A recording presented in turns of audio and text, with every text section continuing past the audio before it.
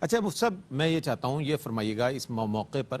کہ کس عمر تک بچے کی تربیت کا عرصہ رہتا ہے؟ چونکہ ہوتا یہ ہے بچے نے ادھر میٹرک کیا نہیں اور ماں باپ سے باغی ہوا نہیں، بس ادھر اس نے کہا بس اب مجھے چھوڑ دے، میں میری گیدرنگ، میں کہاں بیٹھتا ہوں، میں کیا کھاتا ہوں، میں کیا پیتا ہوں، میں اپنا خود ذمہ دار ہوں، آپ کو کوئی شکایت نہیں ملے گی۔ تو کتنی عمر تک بچے کو تربیت کر سکتے ہیں والدین؟ میں چاہتا ہوں اس پر کچھ کلام فرمائیے گا۔ دیکھیں گے جو شرعی مطالبہ ہے نا وہ تو بلوغت تک ہے، کہ بلوغت سے پہلے بچے کو جو ضروری چیزیں ہیں مثلا عقائد بما دلائل یہ تمام والدین اس کا انتظام کریں یا خود سکھائیں۔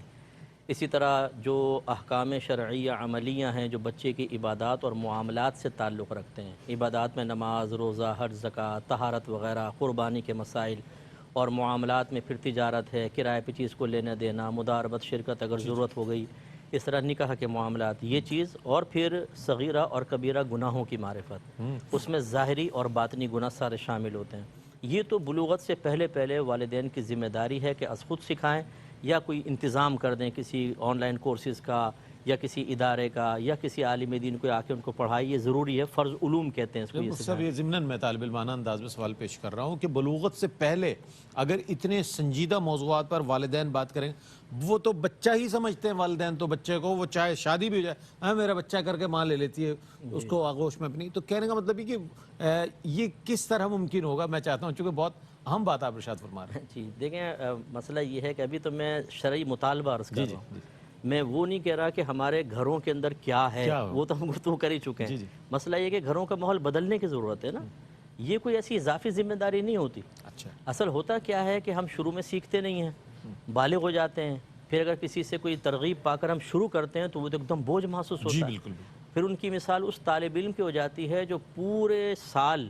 کبوتروں کے پیچھے بھاگ رہا ہے یا کبوتریوں کے پیچھے بھاگ رہا ہے، وہ اشارہ آپ سمجھ جائیں، یا اس طرح، اور جب آخری وقت آئے تو ساری کتابیں لے کے بیٹھ جائیں، تو پھر تو ایسا لگتا ہے پہاڑ کے برابر۔ وہ چونکہ ہم بتدریج پہلے سیکھتے نہیں ہیں یا سکھاتے نہیں ہیں تو ایک دم جمع شدہ بہت زیادہ لگتا ہے۔ اگر ابتدا سے تربیت کا انتظام کیا جائے نا تو یہ چیزیں کچھ مشکل نہیں ہیں، کیونکہ میں تو اس شعبے سے وابستہ ہوں باقاعدہ، اور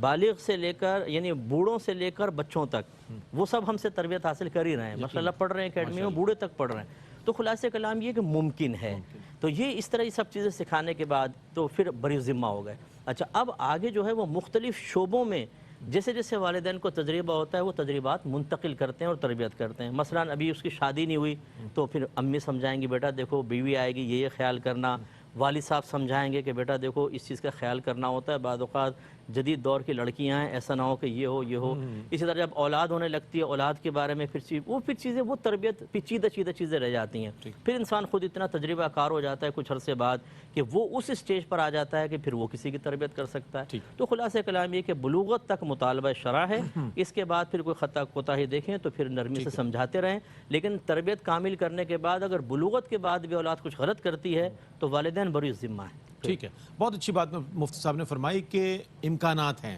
یعنی کہ تربیت کا امکان ہے ہر عمر میں، اور ظاہر ہے انسان اگر اپنی اصلاح چاہتا ہے اور اپنے سے منسلک لوگوں کی اصلاح چاہتا ہے تو ضرور